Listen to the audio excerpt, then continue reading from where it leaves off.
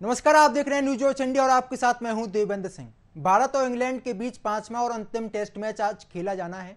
इस मुकाबले पर सभी की नजरें रहने वाली हैं क्योंकि ये सीरीज का अहम मुकाबला रहने वाला है।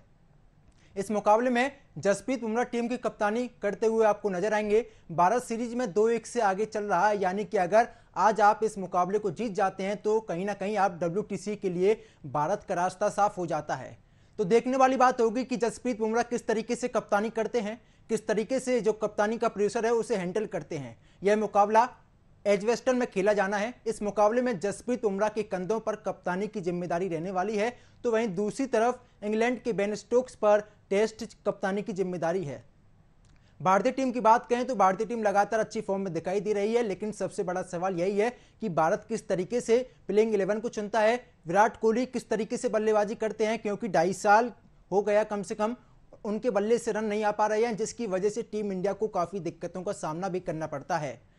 अगर सीरीज हिंदुस्तान को फतह करनी है तो कहीं ना कहीं विराट कोहली, मयंक अग्रवाल, ठाकुर, अश्विन, जडेजा और खास तौर पर बुमराह को अपनी गेंदबाजी में अच्छी गेंदबाजी करनी पड़ेगी, जिसकी वजह से टीम इंडिया जीत सके।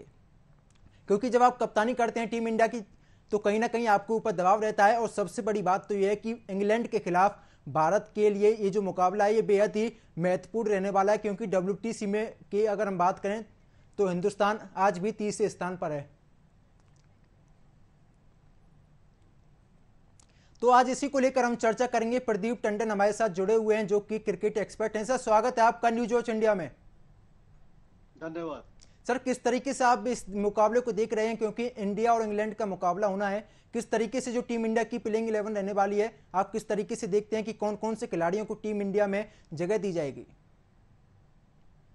देखिए, रोहित के ना खेलने से एक समस्या ओपनिंग को लेकर शुरू हो गई जी कि रोहित की जगह ओपनिंग कौन करेगा। सबसे बड़ी समस्या इस समय यही है। बाकी तो प्लेइंग 11 लगभग कंफर्म सी थी, लेकिन रोहित के जाने के बाद से ये समस्या शुरू हो गई है। जी लेकिन मयंक अग्रवाल को मैं समझता हूँ चांस दिया जाएगा ओपनिंग के लिए। शुभमान गिल और मयंक अग्रवाल, जी ये दो लोग ओपन करेंगे। 1 डाउन पुजारा और 2 डाउन अपना कोहली रहेंगे, है देखिए ना। सर, कयास ये भी लगाए जा और रहे हैं कि पुजारा को ओपनिंग दी जा सकती है, तो कहीं ना कहीं अगर पुजारा को आप ओपनिंग देते हैं तो ये फैसला सही होगा या फिर गलत होगा? नहीं, मेरे ख्याल में ये पुजारा को ओपन नहीं दी जानी चाहिए। जी और पुजारा अपनी जगह पर ही कंफर्टेबल फील करते हैं, क्योंकि हमारी रोहित के जाने से बैटिंग लाइनअप पहले थोड़ी सी वीक हो गई है। जी तो पुजारा को अगर हम ओपन में ले जाएंगे और पुजारा का फेलियर हो जाता है तो हमारे लिए समस्या खड़ी हो जाएगी। कोहली पहले से ही पूरी बेस्ट फॉर्म में नहीं है हमारे, जी तो ये हमें एक समस्या प्रदान कर सकता है। मेरी राय में मयंक अग्रवाल को ही ओपन की कराई जानी चाहिए और पुजारा को उनकी ही प्लेस पे खिलाया जाना चाहिए। जी। तो सर मैं ये बात करूं मेरी कप्तानी राय का है। प्रेशर किस तरीके से टीम इंडिया झेल पाएगी, क्योंकि बुमराह को एक नए कप्तान के रूप में जाना जाएगा, तो कहीं ना कहीं जब आप कप्तानी करते हैं तो आपके ऊपर दबाव तो रहता ही है। निश्चित रूप से।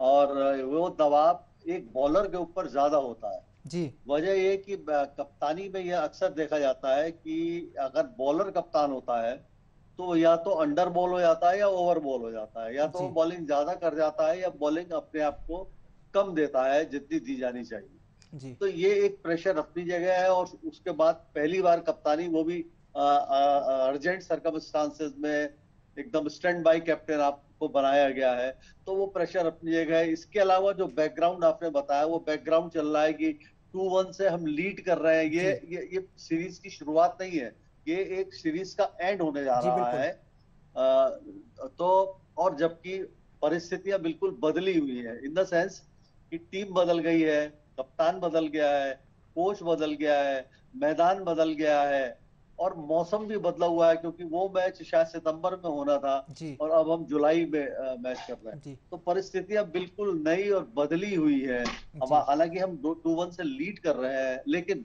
क्योंकि इंग्लैंड का अगर आप रिकॉर्ड देखें, इंग्लैंड ने पिछले कुछ समय से बहुत अच्छी क्रिकेट खेली जी। है। जिस तरह से उन्होंने न्यूजीलैंड को हराया, या और भी मैचेस जिस तरह से वो खेल रहे हैं, चाहे वो तीनों फॉर्मेट, इस समय और नए तीनों कप्तान की फॉर्मेट में इंग्लैंड बहुत अच्छा जी खेल रहा है।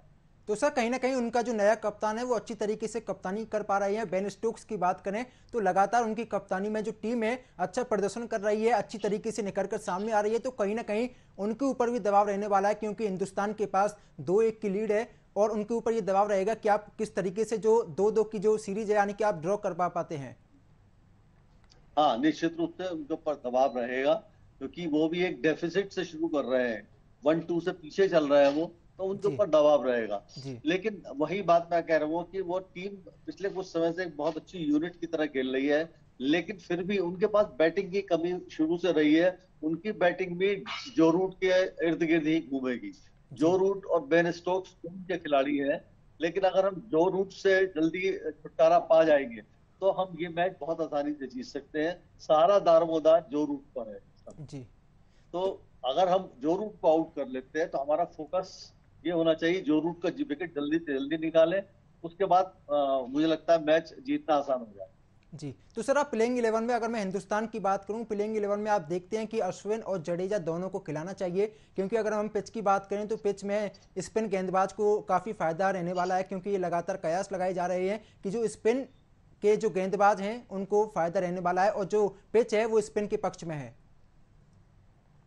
अ, देखिए वहां वह ज्यादातर बैटिंग के पक्ष में विकेट रहता है, ये वाले विकेट का जो रिकॉर्ड है।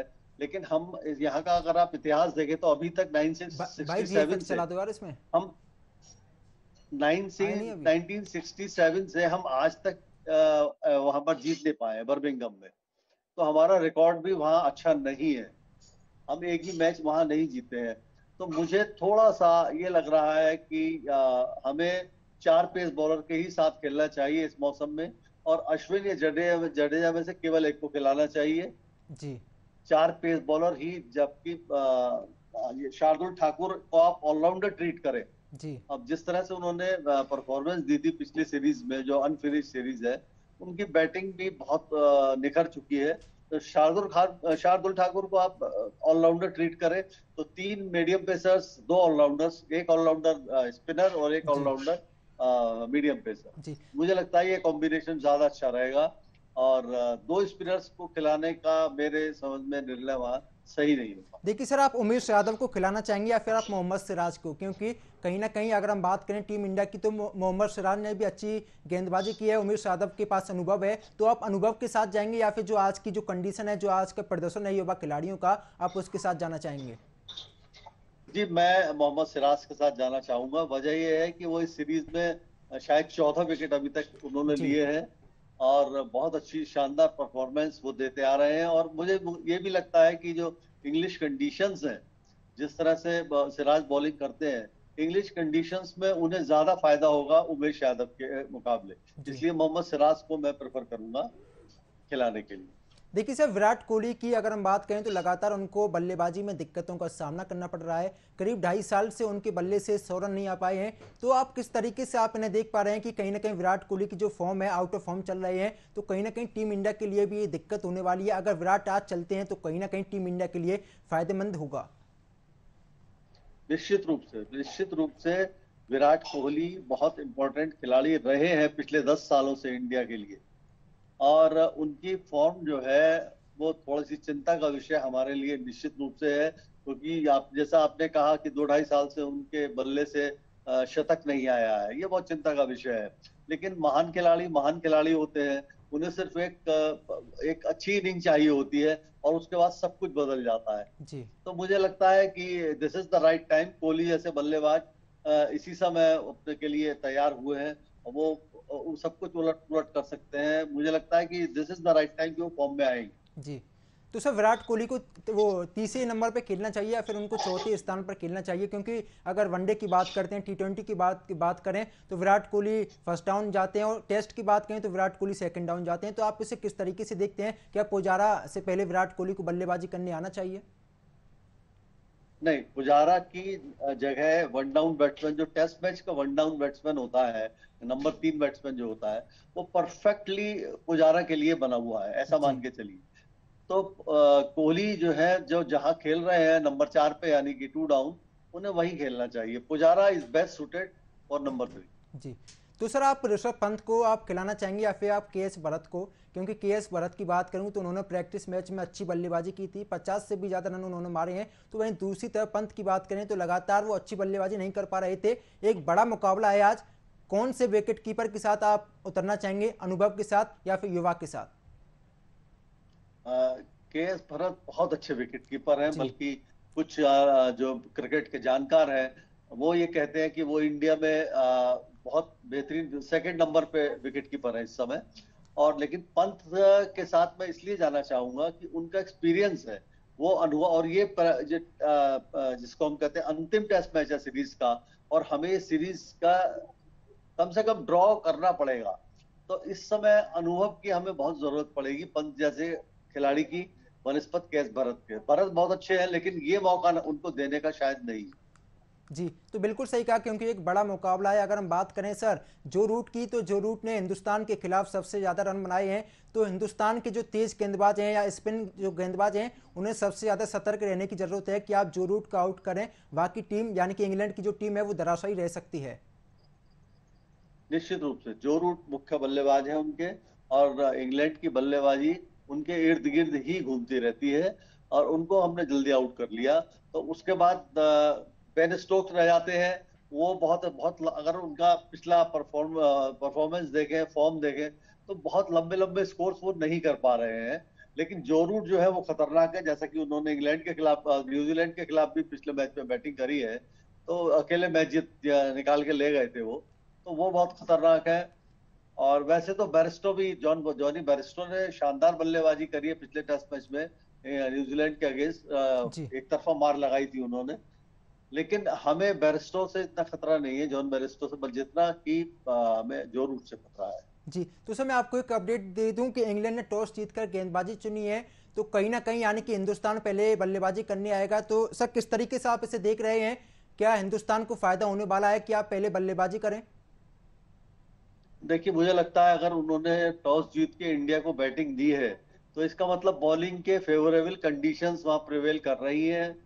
शायद मौसम जो हो वो क्लाउडी हो और पिच में नमी हो, इस वजह से उन्होंने इंडिया को बैटिंग दी हो। जी तो ये देखना होगा कि अब हमारे ओपनर्स जो ओपन स्टैंड है वो कितना मजबूती से इनिंग्स जी। को बिल्ड करती हैं। उसी से टेस्ट मैच आगे चलेगा। तो सर आपको ये भी बता दूं कि मयंक अग्रवाल को टीम इंडिया से बाहर किया गया है। एक बार आपको टीम 11 बता दूं, शुभमन गिल और चेतेश्वर पुजारा आपको ओपनिंग करते हुए नजर आएंगे, और हनुमा ब्यारी तीसरे नंबर पर बल्लेबाजी करते हुए नजर आएंगे, और साथ ही चेतेश्वर पुजारा को भी टीम में जगह दी गई है। विराट कोहली, श्रेयस अय्यर और ऋषभ पंत यानी कि विकेट कीपर के रूप में खिलाया गया है। रविंद्र जडेजा, शार्दुल ठाकुर ऑलराउंडर की भूमिका में आपको नजर आएंगे, और साथ ही मोहम्मद शमी, मोहम्मद सिराज, जसप्रीत बुमराह कप्तान के रूप में नजर आएंगे। किस तरीके से सर आप इसे देख रहे हैं, यानी कि मयंक अग्रवाल को टीम इंडिया से बाहर किया गया है और चेतेश्वर पुजारा ओपनिंग करते हुए नजर आएंगे, क्या सही फैसला है कप्तान जसप्रीत बुमराह का? देखिए, मैं तो फिर ये कहूंगा कि मुझे मयंक अग्रवाल ज्यादा फिट हो रहे थे इस भूमिका में। और लेकिन जो अगर टीम मैनेजमेंट ने, जो वहाँ प्रेजेंट है, सीनियर खिलाड़ी है, स्पेशलिस्ट है, उन्होंने जो निर्णय किया होगा वो सोच समझ के, वहाँ की कंडीशंस देख के किया होगा। लेकिन अगर आप मेरा वोट मांगेंगे कि मैं मयंक अग्रवाल के साथ जाना चाहूंगा और चेतेश्वर पुजारा को वन डाउन। जी हनुमा विहारी के लिए मैं सिर्फ ये कहूंगा कि बैड लक मेरी, अगर मैं नहीं खिलाता तो। अब वो खेल रहे हैं, वो भी बेहतरीन खिलाड़ी है और बहुत ही जुझारू किस्म के खिलाड़ी हैं वो। जी टेक्निकली भी बहुत स्ट्रांग है। उनका भी चयन जो हुआ है वो अच्छा ही हुआ है। लेकिन फिर भी मैं मयंक अग्रवाल को ओपन करते हुए देखना चाहता हूँ। जी, तो सर अय्यर को खिलाना क्या सही है, क्योंकि एक बड़ा मुकाबला रहने वाला है, आपने युवा खिलाड़ी को मौका दिया है, अच्छी बात है। लेकिन अगर आप इतने बड़े मुकाबले में श्रेयस अय्यर को खिलाते हैं मयंक अग्रवाल की जगह, क्योंकि मयंक अग्रवाल के पास अच्छा अनुभव है इंग्लैंड में खेलने का, तो किस तरीके से आप इसे देख रहे हैं? यानी कि मयंक अग्रवाल और शुभमन गिल ओपनिंग करते, चेतेश्वर पुजारा फर्स्ट डाउन आते, उसके बाद विराट कोहली आते, उसके बाद कोई और बल्लेबाज आ सकता था। श्रेयस अय्यर की पिछली फॉर्म बहुत शानदार रही है, और बहुत, इसमें कोई दो राय नहीं, वो टेक्निकली बहुत स्ट्रांग खिलाड़ी है, हर फॉर्मेट में फिट हो जाते हैं। तो मैं ये चाहूंगा कि वो थ्री डाउन ही खेले, उनकी जगह बिल्कुल सही है। जी उनका चयन बिल्कुल सही मैं मानता हूँ। जी, तो सर आप इसे किस तरीके से देखते हैं? क्या जसप्रीत बुमराह की जगह किसी और को कप्तान बनाना चाहिए था? क्योंकि जब आप एक तेज गेंदबाज रहते हैं तो आपके ऊपर दबाव बहुत ज़्यादा बढ़ जाता है, आपके ऊपर ये दबाव रहता है कि आप अच्छी गेंदबाजी करें। अगर आप नो बॉल भी देते हैं तो कहीं ना कहीं एज ए कैप्टन आपके ऊपर दबाव रहता है। यानी कि अगर आप किसी बल्लेबाज को कप्तान बना देते या ऋषभ पंत को कप्तान बनाते, या फिर एक बार हो सकता है विराट कोहली को दोबारा आप बोलते कि आप एक मैच के लिए कप्तानी करें। यस, ये जो आखिरी में आपने सेंटेंस बोला है, मैं इससे सहमत हूँ पूरी तरीके से कि आपके पास एक इतना अनुभवी खिलाड़ी, जी इतना शानदार बल्लेबाज प्रेजेंट है, जो जिसके पास कप्तानी का बहुत विराट अनुभव है, जी तो उसको ही कप्तानी सौंपते तो ज्यादा अच्छा होता। लेकिन शायद इसकी वजह ये रही हो कि उनकी अपनी खुद की फॉर्म अच्छी नहीं है, कप्तानी का एक्स्ट्रा दबाव इस समय उन पर डालना उचित होगा या नहीं होगा, शायद टीम मैनेजमेंट की सोच इस तरीके की रही हो और उन्हें कप्तानी ना दी गई। तो सर लेकिन ये जो आपने जी कहा, ये बहुत अच्छा निर्णय होता, मैं इससे सहमत हूं। जी, तो सर बुमराह को कप्तानी देने की बजाय, चलो ठीक है आपको विराट कोहली को कप्तानी नहीं देनी, तो क्या वो जसप्रीत बुमराह की जगह आप किसी और को कप्तान नहीं बना सकते? क्योंकि बुमराह के पास एक भी मैच का अनुभव नहीं है। हालांकि अगर हम बात करें अय्यर के पास अनुभव है और पंत के पास भी अनुभव है, तो आप इनमें से किसी एक खिलाड़ी को मौका दे सकते थे। चेतेश्वर पुजारा को आप कप्तान बना देते, जडेजा है आपके पास, अश्विन है, तो आप किसी भी गेंदबाज को या फिर बल्लेबाज को एज कम्पेयर टू बुमराह कप्तान बना सकते हैं।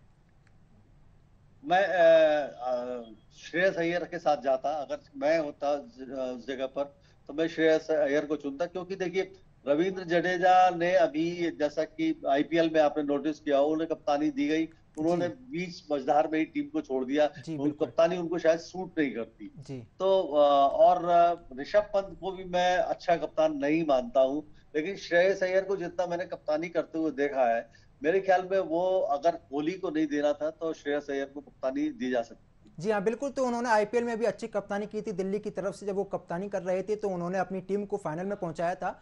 और ऋषभ पंत की बात करें, हालांकि वो एक अच्छे कप्तान के रूप में जाने नहीं जाते हैं, अच्छा अनुभव है उनके पास, लेकिन तो सर आप इसे किस तरीके से देखते हैं? क्या बुमराह को कप्तान बनाना सही है या फिर पूरी तरीके से जो फैसला है गलत है? नहीं, मेरे ख्याल में बुमराह के साथ ये, बुमराह के अपने लिए अच्छा नहीं है कि वो कप्तान बने इस समय। और ये बेहतर होता कि कप्तान किसी बल्लेबाज को जी ही बनाया जाता। जी, तो सर भारत और इंग्लैंड में कौन सी टीम मजबूत मानी जा रही है? क्योंकि टीम का ऐलान हो चुका है, किस तरीके से आप इसे देख पा रहे हैं, कौन सी टीम मजबूत है? मुझे लगता है कि इस जो वर्तमान फॉर्म है उसके हिसाब से इंग्लैंड के पक्ष में थोड़ा सा पलड़ा जाता हुआ दिखाई दे रहा है। जी, तो बिल्कुल, क्योंकि कहीं ना कहीं जो विराट कोहली की बात करें आउट ऑफ फॉर्म चल रहे हैं, चेतेश्वर पुजारा भी अच्छी फॉर्म में नहीं है। तो सर आपसे ये भी एक सवाल है, क्या चेतेश्वर पुजारा को टीम इंडिया में खिलाना चाहिए? क्योंकि एक बारी कयास लगाए जा रहे थे कि उनको टीम इंडिया से बाहर कर दिया जाएगा। अजिंक्य रहाणे को भी टीम इंडिया से बाहर किया गया था, पुजारा को भी बाहर किया गया था, लेकिन उनकी दोबारा से टीम में वापसी, क्या ये फैसला सही है? चेतेश्वर पुजारा को संभवतः जो मौका दिया गया है, वो क्योंकि इंग्लैंड में काउंटी मैचेस खेल रहे हैं लगातार पिछले कई महीने से, जी और वहां वो लगातार रन भी बना रहे हैं, अच्छी परफॉर्मेंस दे रहे हैं। शायद इसका रिवार्ड उन्हें दिया गया कि इंग्लैंड में वो पहले से जमे हुए हैं और वहां की कंडीशंस में लगातार रन बना रहे हैं। तो और उनका जो पिछले सर्विसेज इंडियन टीम को रही है, वो सब जोड़ के जब निर्णय लिया गया होगा तो उनके पक्ष में निर्णय गया है। और मैं सहमत हूँ बोर्ड मैनेजमेंट के इस निर्णय से कि क्योंकि बहुत कठिन मैच है, बहुत कठिन कंडीशंस है, तो उनका एक्सपीरियंस में काम आना चाहिए। जी, तो सर अश्विन की जगह जडेजा को खिलाया गया है, यानी कि अगर हम पिच की बात करें तो ये पिच स्पिन के पक्ष में ज़्यादा मानी जाती है, लेकिन आपने अश्विन को बाहर किया है, यानी कि जो आपके सबसे बड़े गेंदबाज हैं, यानी कि जो सबसे बड़े स्पिनर हैं, अगर वो 8 विकेट लेते हैं तो अपने आप में एक ऐतिहासिक रिकॉर्ड बना सकते हैं। लेकिन उनकी जगह रविंद्र जडेजा को खिलाना स्पिन पिच पर भी, किस तरीके से सर आप इसे देख पा रहे हैं? देखिए, हमारे पास जो पूरा बॉलिंग अटैक है वो सारा राइट आर्म का है, दाहिने जी हाथ के सारे गेंदबाज हैं, 4 मीडियम पेसर्स। और जहां तक अश्विन की ऑफ स्पिन का सवाल है, तो ऑफ स्पिन के लिए पार्ट टाइमर हमारे पास हनुमा विहारी है, जी हम उनसे पार्ट टाइम ऑफ स्पिन चला सकते हैं। तो हमें एक लेफ्ट आर्म स्पिनर की बहुत जरूरत थी। एक जी left arm spinner Ravindra Jadeja के रूप में बहुत अच्छा है। मेरे ख्याल में ये सही निर्णय है बिल्कुल। जी अश्विन की जगह रविंद्र जडेजा को इस मैच में खिलाया गया तो बहुत अच्छी बात है। जी, तो सर मैं आपसे ये भी जानना चाहूँगा, आप किस तरीके से देख पा रहे हैं कि पहले बल्लेबाजी करते हुए पहली पारी में टीम इंडिया कितना स्कोर करती है? और विराट कोहली के बल्ले से अगर मैं मानूं कितने रन बना पाते हैं? देखिए, टेस्ट मैचेस में आजकल जो हो रहा है वो 300 350 रन भी टीमें नहीं पकड़ पा रही है। तो जी मैं भी यही देखता हूं कि अगर हम बहुत अच्छा खेले तो शायद 350 रन बना पाएंगे। और विराट कोहली की फॉर्म मुझे लगता है वापस आएगी। अगर लेकिन विराट कोहली की फॉर्म आ गई तो हम 400 का आंकड़ा पार करेंगे। जी, तो कहीं ना कहीं विराट कोहली के कंधों के ऊपर ही टीम इंडिया की पूरी जो जिम्मेदारी रहने वाली है, क्योंकि एक युवा खिलाड़ी है, एक उनके पास जिम्मेदारी है कि उनके पास अच्छा खासा अनुभव है। कप्तानी, हालांकि वो कप्तान नहीं रहे हैं, लेकिन उनके पास जिम्मेदारी आज भी यही है कि वो कम से कम टीम इंडिया के लिए अच्छी बल्लेबाजी करें और जसप्रीत बुमराह की कप्तानी में मदद भी करते हुए नजर आए। बिल्कुल बिल्कुल बिल्कुल, मैं आपसे सहमत हूँ। ये उनकी दोनों सीनियर खिलाड़ी होने के नाते और पूर्व कप्तान होने के नाते उनकी सारी जिम्मेदारी बनती ही जी है। और मुझे लगता है वो इस जिम्मेदारी को बखूबी निभाएंगे। जी, तो सर आप, मैं आपसे ये भी जानना चाहूंगा, शार्दुल ठाकुर को टीम इंडिया में जगह दी गई है, अच्छी बल्लेबाजी कर रहे हैं, तो क्या आज उनको जगह देनी चाहिए? यानी कि नहीं, आप शार्दुल ठाकुर का जी जी, मैं ये जानना चाह रहा हूं कि स्टार्टिंग के 10 ओवर में क्या आप उनसे गेंदबाजी कराएंगे, क्योंकि आपके पास खुद बुमराह हैं और भी जो सिराज हैं, क्या आप उनसे एज ए ऑलराउंडर आपने उन्हें खिलाया है, तो आप उन्हें स्टार्टिंग के 10 ओवर में गेंदबाजी कराएंगे? नहीं, शायद उनको 10 ओवर में गेंदबाजी नहीं मिलेगी, क्योंकि ये कोई वनडे तो है नहीं या टी जी ट्वेंटी भी नहीं है कि इसमें बहुत ज्यादा लिमिटेशंस बांधी जाए कि हमें 3 ओवर करवाने हैं, 2 ओवर करवाने हैं। तो मुझे लगता है कि हर बॉलर इसमें जो भी आएगा, लगाया जाएगा, वो 4-4 5-5 ओवर का एक स्पेल करेगा। और जी मोस्ट प्रोबेबली बुमराह और मोहम्मद शमी ही 10 ओवर डालेंगे। उसके बाद सिराज का नंबर आएगा। जी उसके बाद की परिस्थितियों पर डिपेंड करेगा, कितने विकेट गिर चुके हैं, कितने रन बन चुके हैं, पिच की कंडीशंस क्या है, ये इस बात पर डिपेंड करेगा। जी, तो सर इंग्लैंड की टीम की अगर हम बात करें तो यहाँ पर जो रूट के पास एक बड़ी जिम्मेदारी है, तो किस तरीके से आप इसे देख पा रहे हैं, इंग्लैंड के बल्लेबाज और इंग्लैंड के जो गेंदबाज हैं किस तरीके से जो भारत का जो मध्य क्रम है किस तरीके से सामना करते हैं? जो रूट बहुत अनुभवी खिलाड़ी हैं और वो हर तरीके की कंडीशंस में रन बनाने के योग्य हैं और बनाते आए हैं। तो अभी भी इंग्लैंड की सारे बल्लेबाजी, जैसा कि मैंने पहले कहा, उन्हीं के इर्द गिर्द घूमती रहेगी। जी और सारा दारोमदार उनके ऊपर है। जी बॉलिंग में जो उन्होंने देखिए, जिमी एंडरसन उनके सबसे अनुभवी गेंदबाज हैं। और उनकी स्विंग को हम लोग कैसे खेल पाएंगे, बहुत कुछ इस बात पे डिपेंड करेगा। और जो नए खिलाड़ी हैं, हेनरी पॉट पॉट ने अभी तक बहुत कम क्रिकेट खेली है, लेकिन वो इंडिया के अगेंस्ट क्या करते हैं अभी ये कहा नहीं जा सकता। लेकिन जो अभी भी सबसे बड़ी फोर्स रहेगी वो जिमी एंडरसन की ही रहेगी। जी उन्हीं को खेलना। और ब्रॉड, जी स्टुअर्ट ब्रॉड जो है वो, उनको भी जी खेलना सर। बहुत कठिन रहता है इंग्लैंड कंडीशंस में। जी सर, तो बहुत बहुत मेन तो शुक्रिया सर बॉलर्स यही आपका रहेंगे। हमारे साथ जुड़ने के लिए। तो बता दें, भारत और इंग्लैंड के बीच पांचवा मुकाबला खेला जा रहा है। लगातार जो टीम इंडिया के जो कप्तान है यानी कि जसप्रीत बुमराह की अग्नि परीक्षा रहने वाली है, किस तरीके से वो प्रेशर को हैंडल करते हैं ये देखने वाली बात होगी। मेरे साथ फिलहाल इतना ही। देश दुनिया की तमाम बड़ी खबरों के लिए आप देखते रहिए न्यूज वॉच इंडिया। नमस्कार।